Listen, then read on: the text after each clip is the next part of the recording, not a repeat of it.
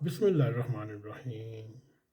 میرے عزیز دوستو، آپ سب کو ڈاک ٹی وی 4 پر خوش آمدید۔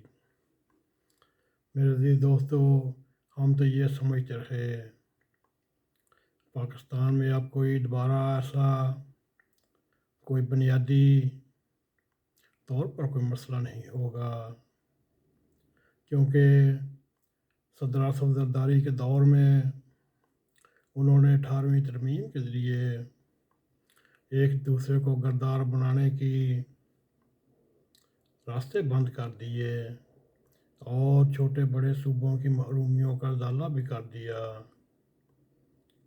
اور جس کے نتیجے میں عوام عصبیت، لسانیت اور لاقیت اور دیگر بیماریوں کا شکار تھی۔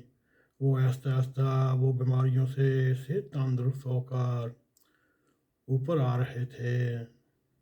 نہ جانے آصف زرداری کے علم میں یہ نہیں تھا کہ پاکستان میں ایک ایسی شخصیت اٹھے گی، انہی معاملات کو خواہ دیکھ کر اپنی مقبولیت بنانے کی کوشش کرے گی، جس اقتدار کے غم میں وہ سابق وزیر اعظم کہلانے والا بد نصیب پاکستان توڑنے جیسے بیانات سے بھی گریز نہیں کرتا۔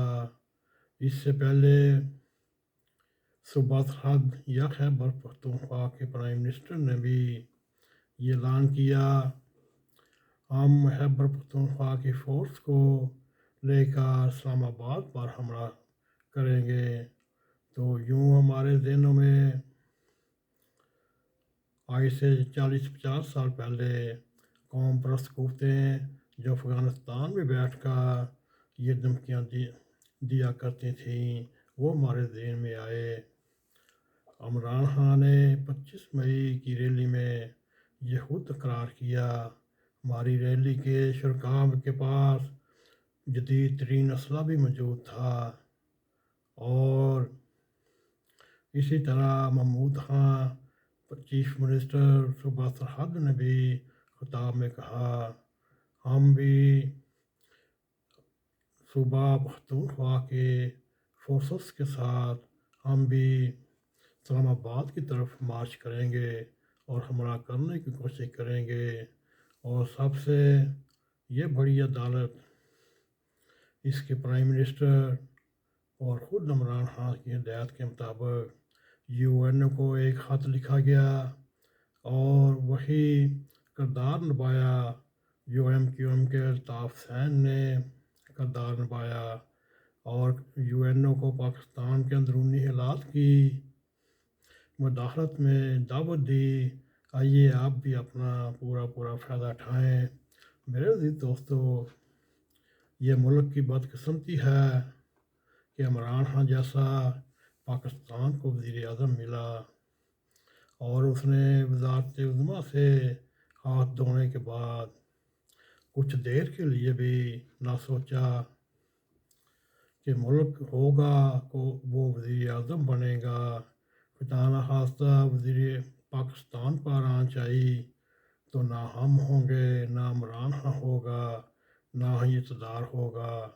میرے عزیز دوستو، یہاں سوال یہ پیدا ہوتا ہے، جو خان صاحب نے وطن عزیز کے 3 ٹکڑے ہونے کی پیش گوئی کی، اور انہوں نے کن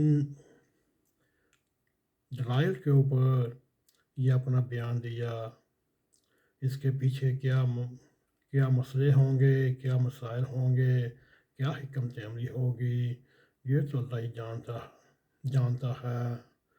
ہمیں یہ بھی قرار کرنا پڑے گا، بہت سالوں پہلے حکیم سعید نے بھی یہ لکھ دیا تھا، یہ شخص پاکستان کی سالمیت کے لیے خطرہ بنے گا، اور ان کے دور اقتدار میں یہ بھی دیکھنے میں آیا، رات کے اندھیروں میں اور دن کے اجالوں میں اسلام آباد اسرائیل کے طیارے آتے بھی رہے، جاتے بھی رہے، اور وہ ہندوستان کی فتح کا خواب بھی دیکھتا رہا، لیکن میرے عزیز دوستو، اس خواب کا کیا فائدہ جو کشمیر اس نے ہاتھ باندھ کر انڈیا کو پیش کر دیا۔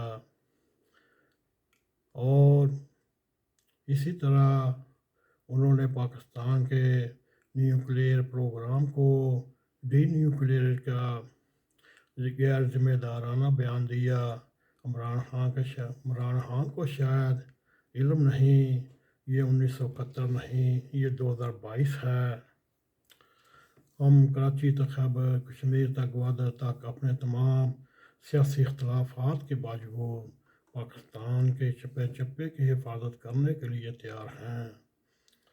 ہمیں تو یہ پہلے ہی معلوم تھا، ہم تو اکثر لگاتار اس موضوع پر پروگرام کرتے آ رہے ہیں کہ عمران خان کا حکومت میں رہنا پاکستان کی سالمیت کے لیے نہایت ہی خطرناک ہو سکتا ہے، کیونکہ انہوں نے اقتدار میں آتے ہی اسٹیٹ بینک آف پاکستان کو IMF کے کنٹرول میں دے دیا، اور انہوں نے ٹھیک کہا تھا اگر انہیں اقتدار سے نکالا گیا تو وہ مزید خطرناک ہو جائیں گے۔ ہمیں یہ بات اب سمجھ آئی، وہ جس کے لیے خطرناک ثابت ہوں گے وہ ہے پاکستان، کیونکہ حالیہ دنوں میں وہ کبھی عسکری قیادت کو، نیوٹرلز کو اور نیوٹرل امپائر کو یہ دھمکیاں دیتے ہیں۔ میں نے اپنی ایک ویڈیو تیار کر لی ہے، اگر مجھے کچھ ہوا تو ویڈیو آن ہو جائے گی۔ یہ اس کی ذہنیت ہے، اور اس کے ساتھ ہی مختلف صحافی بھی یہی طریقہ استعمال کر رہے ہیں، کسی طریقے سے اسٹیبلشمنٹ کو یا ریاست کو بلیک میل کر سکیں۔ جس طرح پہلے ریاست نے عمران خان کی مدد کی تو حکومت میں آئے، اب بھی وہی خان صاحب یہ چاہتے ہیں، ان کو دھمکیاں لگائی جائیں، ان کو بلیک میل کرنے کی کوشش کی جائے تاکہ ہم پھر اقتدار میں آ سکیں، اور وہ ایسے نامناسب بیانات اکثر دیتے رہتے ہیں۔ اب فیصلہ ساز سوچیں، انہوں نے کس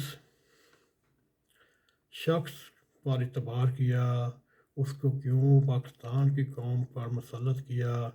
کیا وہ جوہری ہتھیار رکھنے والے ملک کا کوئی ایک بڑا عہدہ اپنے پاس رکھ سکتا ہے؟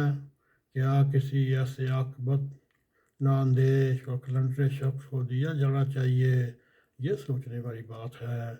اگر نہیں تو پھر پاکستان کے ساتھ اس طوطی خان کو اقتدار میں لا کر کیوں ظلم کیا گیا؟ میرے عزیز دوستو، موجودہ صورتحال کا تقاضا یہ ہے ہم عام انتخابات میں بہت سوچ سمجھ کر ووٹ دیں، اور یہ سوچیں جو تن کے اجلے من کے کالے، جن کا ایک ہی ماٹو ہے اقتدار میں آئیں۔ میرے عزیز دوستو، یہ آپ سب کا فرض ہے، ایسے لوگوں کو اقتدار میں نہ آ سکے اس کا آپ نے اپنے ووٹ کے ساتھ اظہار کرنا ہے، جنہیں ملک نہیں صرف اپنا اقتدار، اپنی پرائم منسٹری عزیز ہے۔ میرے عزیز دوستو، یہ تھا ہمارا مختصر سا موجودہ حالات کے بارے میں ایک تجزیہ۔ جاتے جاتے ہم پھر ایک بار یہ کہہ جاتے ہیں، ملک کے آنے والے وقت کا فیصلہ بہت سوچ سمجھ کر کریں اور صحیح نمائندوں کا چناؤ کریں تاکہ پاکستان ترقی کی طرف قدم بر قدم مارتا ہوا بڑھتا چلا جائے۔ میرے عزیز دوستو، یہ تھا آج کا ہمارا پروگرام۔ امید ہے آپ کو یہ پسند بھی آئے گا۔ پسند آئے اس کو لائک بھی کریں، شیئر بھی کریں، کمنٹ سیکشن میں جا کر اظہار خیال کرتے ہوئے ناگ ٹی وی 4 کو سبسکرائب کریں۔ جاتے جاتے بیل آئیکن کو کلک کریں تاکہ ہماری تازہ ویڈیو آپ تک پہنچتی رہیں۔ میں اسی کے ساتھ ہمیں اجازت دیں۔ السلام علیکم ورحمۃ اللہ وبرکاتہ۔